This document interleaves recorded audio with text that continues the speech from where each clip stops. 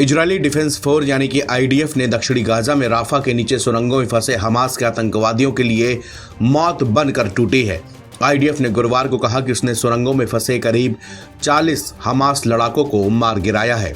यह इलाका इजरायली नियंत्रण में है।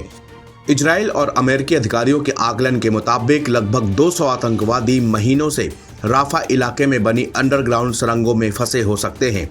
हालांकि इनमें से कुछ तब से बाहर आ गए और इजरायली सेना के साथ झड़पों पर मारे गए हैं या उन्होंने आत्मसमर्पण कर दिया है। वाशिंगटन और दूसरे मध्यस्थ हमास लड़ाकों के लिए एक डील पर पहुंचने की कोशिश कर रहे थे ताकि उन्हें सुरक्षित बाहर निकालकर दूसरे हिस्से में जाने के बदले में अपने हथियार डाल दें। हालांकि वो बातचीत विफल हो गई। इसमें मिस्र भी मध्यस्थता कर रहा था। अमेरिका के विशेष दूत स्टीव विटकॉफ ने कहा कि यह डील गाजा में हमास को निरस्त करने की एक बड़ी प्रक्रिया के लिए परीक्षण होगी। इजरायली सेना ने गुरुवार को बताया कि मारे आतंकवादियों में कम से कम 3 स्थानीय कमांडर शामिल हैं। इसके साथ ही हमास के देश से निकाले गए नेताओं में से एक गाजी हमास का बेटा भी शामिल है।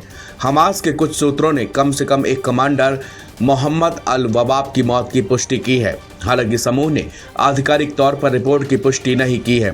गजा में हमास के प्रवक्ता ने 40 लड़ाकों के मारे जाने के इजरायल के दावे पर टिप्पणी से इनकार कर दिया है। हमास ने आधिकारिक तौर पर एक कभी नहीं बताया कि इजरायल के नियंत्रण वाले इलाकों में कितने लड़ाके बचे हो सकते हैं।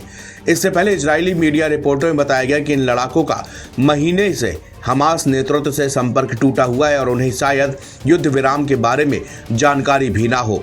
वहीं एक हिब्रू भाषा के इजरायली अखबार ने दावा किया कि इजरायली सेना हमास के आतंकवादियों की सुरंगों में सीमेंट और बारूद भर रही है। 2 दिन पहले इजरायली सेना ने भारत से भी डिमांड की है कि वो हमास को आतंकवादी संगठन घोषित करे। भारत ने अभी तक हमास को आतंकी संगठन घोषित नहीं किया है। हालांकि दोनों में औपचारिक रूप से कोई संबंध नहीं है। हमास गाजा पट्टी में शासन चलाता है। यह एक हथियारबंद संगठन है जिसका उद्देश्य फलस्तीनी राज्य की स्थापना और इजरायल का खात्मा है। इजरायल और हमास के बीच दशकों पुरानी दुश्मनी है। हमास को कई मुस्लिम देशों का समर्थन प्राप्त है, जिसमें ईरान, तुर्की, मिस्र और कतर प्रमुख हैं। अक्टूबर 2023 के हमले के बाद इजरायल ने हमास के खिलाफ युद्ध छेड़ दिया था। द प्रिंट की एक रिपोर्ट के मुताबिक आईडीएफ के international spokesperson lieutenant colonel नदाव Shoshani ने हमास को आतंकवादी संगठन घोषित करने के सवाल पर कहा कि अगर भारत ऐसा करता है तो ये अच्छी बात होगी। भारत और इजरायल का दुश्मन एक जैसा है। ये अच्छा होगा कि हम किसका सामना कर रहे हैं इस बारे में एक साफ बयान हो। भारत शुरू से ही भारत फिलिस्तीन संघर्ष के द्विराष्ट्र समाधान का समर्थन करता है।